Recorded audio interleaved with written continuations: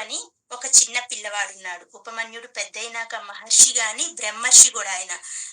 సాక్షాత్తు మహాదేవుడే, ఆ శంభో శంకరుడే బ్రహ్మర్షి అని పిలిచారాయన్ని.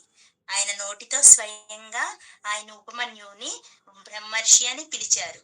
అది ఎలాగో చూద్దాం. ఆయన చిన్నగా ఉన్నప్పుడు ఏం జరిగిందో అసలు తెలుసుకుందాం ముందుగా. ఉపమన్యుడు చిన్నగా ఉన్నప్పుడు ఉపమన్యుడి తండ్రి వ్యాఘ్రపాదుడనమాట. ఆయన గొప్ప శివభక్తుడు. శివుడికి చాలా గొప్ప భక్తుడు.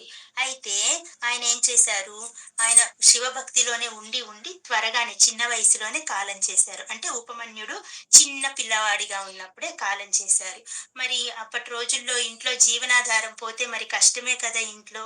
వాళ్ళ అమ్మకి ఏమీ లేదు. వాళ్ళ అమ్మ దగ్గర ఏమీ లేదు ఈ బాబుని సాకటానికి. అయితే ఈ పిల్లవాడిని వాళ్ళ అమ్మని తీసుకొని, ఈ పిల్లవాడి మేనమామలు అంటే వ్యాఘ్రపాదుడి వాళ్ళ బావమరిది వాళ్ళ ఇంటికి వెళ్లారు వీళ్ళు. తీసుకెళ్లారే కానీ ఈమెని సరిగ్గా చూసుకోవడం లేదు. ఈమెని ఆ బాబుని సరిగ్గా చూసుకోవడం లేదు.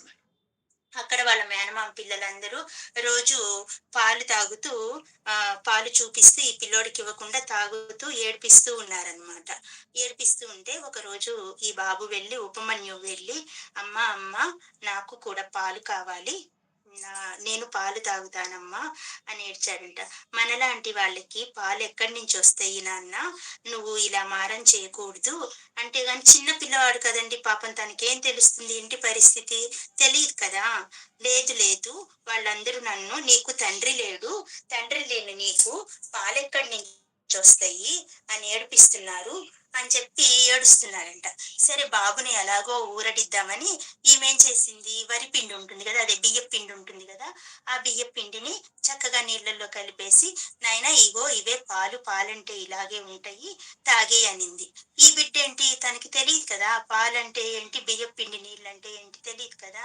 సంతోషంగా ఈ గ్లాస్ పట్టుకొని వెళ్ళి అక్కడికి వెళ్ళి నన్ను ఎగతాళి చేశారు కదా మీరందరూ, ఇదిగో నాకు కూడా మా అమ్మ పాలిచ్చింది, మీ దగ్గరే కాదు నా దగ్గర కూడా ఆవు పాలు ఉన్నాయి చూడండి అని చెప్పి చూపించాడంట. ఆ పిల్లలు పెద్దగా నవ్వి, తండ్రి లేని నీకు ఆవు పాలు కొనే అంత స్తోమత ఎక్కడి నుంచి వస్తుంది మీకు, మీ అమ్మ ఇట్లా బియ్యం పిండి నీళ్లు కలిపించి నిన్ను ఏమార్చింది అని చెప్పారంట ఆ పిల్లాడితో. ఇక ఏడ్చుకుంటూ మళ్ళీ తల్లి దగ్గరికి వెళ్ళారంట. వెళ్ళి అమ్మ అమ్మ ఇవి పాలు కాదంట, తండ్రి లేకపోతే పాలు కొనుక్కునే స్తోమత ఉండదా, తండ్రి లేకపోతే ఆవు పాలు కూడా కొనుక్కోలేమా అమ్మా అని గట్టిగా పట్టుకొని ఏడ్చాడంట అమ్మని. నాన్న నీకు తండ్రి లేదని ఎవరు చెప్పారు, అవన్నీ ఉత్తమాటలే. మన అందరికీ, నీకు నాకు ఈ లోకమంతటికి తండ్రి ఉన్నారయ్యా. ఆ తండ్రే మహాదేవుడు శివుడు, అందరికీ తండ్రి. అమ్మవారు మాత. కాబట్టి తండ్రి లేవు అన్న మాటని నువ్వు పట్టించుకోవద్దు నాన్న, మనకి తండ్రి ఉన్నాడు అని చెప్పగల. అయితే తండ్రి ఉంటే తండ్రి ఉన్న వాడికి ఆవు పాలు వస్తాయంట కదా, మరి నాకు తండ్రి ఆయనని చెప్తున్నావు కదా, ఆయన్నే నేను వెళ్ళి అడుగుతాను నాకు ఆవు పాలు కావాలని అని మారం చేశాడంట. సరే తల్లి ఆ బిడ్డ యొక్క బాధను చూడలేక, అవును మనందరికీ తండ్రి అతనే, వెళ్ళి అడుగు, తండ్రినే అడగాలి, వెళ్ళి అడుగు నాన్న అని చెప్పిందంట. ఇంకా ఈయన వెళ్ళి శివలింగం దగ్గర కూర్చొని చక్కగా పూజ చేసుకోవటం మొదలు పెట్టాడంట దీక్షగా. ఓం నమ శివాయ. అతను ఏం చేశాడు, తనకి ఏం వచ్చు, ఏమన్నా ఆయనకి షోడశోపచార పూజ వచ్చా, అంత చిన్న పిల్లవాడికి, పాలు తాగే వయసులోనే ఉన్నాడు పిల్లవాడు, 4-5 సంవత్సరాల పిల్లవాడికి ఏం వచ్చు, ఏం షోడశోపచార పూజలు వచ్చా, రావు కదా. రావు కదా, ఇంకేం చెయ్యాలి, ఓం నమ శివాయ అనే మంత్రాన్ని తల్లి చెప్పింది. ఈ పిల్లవాడు కూడా వెళ్ళి శివలింగం దగ్గర కూర్చొని చక్కగా ఓం నమ శివాయ ఓం నమ శివాయ అని పూజ చేస్తున్నారంట. ఏమని, నువ్వు నాకు తండ్రి వంట, మా అందరికీ తండ్రి వంట, తండ్రివైతే రా నా దగ్గరికి ఒకసారి అని చెప్పి పట్టుదలగా కూర్చొని, అందరు నవ్యగతాలు చేశారు కదా, పట్టుదలగా కూర్చొని ఈయన నామాన్ని పలుకుతూ ఉన్నారు, స్వామివారి యొక్క నామం. ఇంకా శివుడు ఏం చేశాడు, బాబుని పరీక్షించదలిచాడనమాట. బాబుని పరీక్షించదలిచి ఆ ఆయన ఏం చేస్తాడు, ఇంద్రుడిగా మారాడు. ఇంద్రుడిగా మారి నందీశ్వరుడి వాహనం, ఆయన నందీశ్వరుడు ఎక్కువస్తాడు కదా, మరి నందీశ్వరుడి వాహనం ఎక్కువస్తే శివుడు అని ఈయన గుర్తు పెడతాడు కదా. అందుకని చెప్పి ఆ నందీశ్వరుడిని ఏం చెప్పాడు, నువ్వు ఐరావతంగా మారిపో అన్నాడు. ఆ ఆ ఇంద్రుడు నందీశ్వరుడు ఐరావతంగా మారాడు. మారిన తర్వాత ఈయన ఇంద్రుడి వేషం వేసుకొని పార్వతీదేవితో పాటు కిందకి దిగి వచ్చాడు. కిందకి దిగొచ్చి బాబుని పిలుస్తాడు. ఉపమన్యు అని పిలుస్తాడు. పిలవగానే కళ్ళు తెరిచి చూసి, "ఎవరు మీరు?" అంటే, నేనిట్లా ఇంద్రుడు అనే దేవుడిని. ఇంత చిన్న పిల్లవాడివి, నువ్వు ఎందుకు తపస్సు చేస్తున్నావో చెప్పు నాయనా, నీకేం కావాలో చెప్పు నేనిస్తాను అని చెప్పాడు. అడిగాడంట. అడగగానే ఈ అబ్బాయికి తల్లి చెప్పిన మాటలు గుర్తొచ్చిందంట. మనందరికీ దేవుడు, తండ్రి ఎవరు? ఆయన ఈశ్వరుడు మాత్రమే. ఆయన శాశ్వతుడు. ఆయన్నేమడిగినా ఇచ్చేస్తాడు అని చెప్పింది కదా! మరి ఇంద్రుడిని ఎందుకు నమ్ముతాడు ఆయన? ఇంద్రుడిని దేవుడని ఎందుకు నమ్ముతారు? వెంటనే అన్నాడంట. "కాదు, కాదు. మీరు శివుడు కాదు.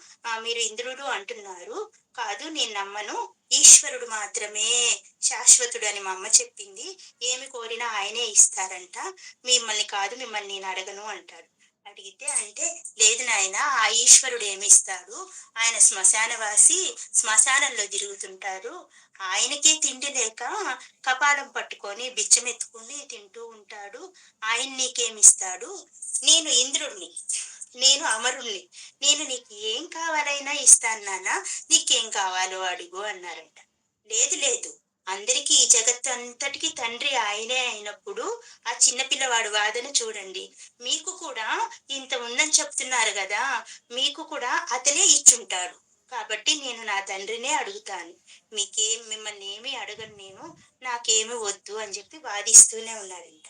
ఈ వాదన ఇలా ఉండగా ఉండగా వాదించి వాదించి ఆ పిల్లవాడితో ముచ్చట పడి ఈయన శివుడుగా ప్రత్యక్షమయ్యాడంట.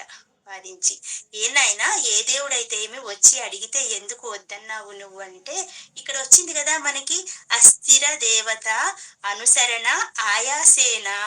ఏ ఇతర దేవతలను అనుసరించినా ఆయాసమే తప్పితే నాకేం మిగులుతుంది అని శంకరాచార్యులు వారు అడిగారు కదా! అక్కడ ఆ బాబు కూడా అదే చెప్తున్నారు. ఈ జగత్తు అంతటికి మీరు తండ్రి అట. మీరే అందరికీ అన్నీ ఇస్తారట. మిమ్మల్ని పూజించాలని నేను కూర్చున్నాను. వేరే దేవతలు వస్తే వాళ్ళని నేను ఎలా అనుసరిస్తాను అని ఆ ఉపమన్యు అడిగాడంట. సంతోషించి శివుడు, "ఏం కావాలో చెప్పు నాయనా" అంటే, "నాకు ఒక గ్లాస్ పాలు కావాలి, ఆవు పాలు" అని అడిగాడంట. బిడ్డ చూడండి పాపం, ఒక గ్లాస్ ఆవు పాల కోసం ఎంత ఇదిగా అడుగుతున్నాడు. "అరే, శివుడంతటి తండ్రినన్నావు, శివుడంతటి వాడిని నేను ప్రత్యక్షమైతే నువ్వు కేవలం ఒక గ్లాస్ ఆవు పాలు అడుగుతావా" అంటే, ఆ అబ్బాయి అన్నాడంట, "వారందరూ నీకు తండ్రి లేడు, తండ్రి లేడు, నీబోటి వాడికి పాలెక్కడి నుంచి వస్తాయి అని ఎగతాళి చేస్తున్నారు. మరి తండ్రివి నువ్వు వచ్చావు కదా, అందుకే నిన్ను అడుగుతున్నాను. నాకు ఒక గ్లాస్ ఆవు పాలు కావాలి" అన్నారంట. అనగానే బిడ్డని కౌగిలించుకొని స్వామివారు, "ఒక గ్లాస్ ఆవు పాలు ఏంటి నాయనా, పాల సముద్రమే నీకు ఇస్తున్నాను, తీసుకో" అని చెప్పి అక్కడ పెద్ద పాల సముద్రాన్ని సృష్టించాడంట ఆయన. చూడండి ఎంతటి గొప్పవాడు. అదే చెప్పారు కదా ఆదిశంకరాచార్యులు వారు, "నువ్వు కానీ మురిసిపోతే భక్తులు అడిగేది ఇంతే, నువ్విచ్చేది కొండంత" అని చెప్పారు. అన్నట్లే ఉంది కదా! వేరే దేవతలను అనుసరిస్తే మనకి ఆయాసం వస్తుంది. ఎందుకు? వారందరూ అస్థిరమైన వారు కాబట్టి. శాశ్వతమైన శివుడిని అడిగితే, మనం ఇంత అడిగితే, గోరంత అడిగితే ఆయన కొండంత ఇస్తారు. దానికి ఈ చిన్న ఉపమన్యు కథను ఉదాహరణగా తీసుకొని శంకరాచార్యులు వారు మనకి చక్కగా ఈ శ్లోకాన్ని ఎంతో అందంగా వర్ణించారు. ఇలాగే మనం దీంట్లోనే మార్కండేయుడి కథ కూడా చెప్పుకోవచ్చు. మార్కండేయుడి కథ కూడా అందరికీ తెలిసే ఉంటుంది. చక్కగా విన్నాము అందరం. ఓం నమః శివాయ.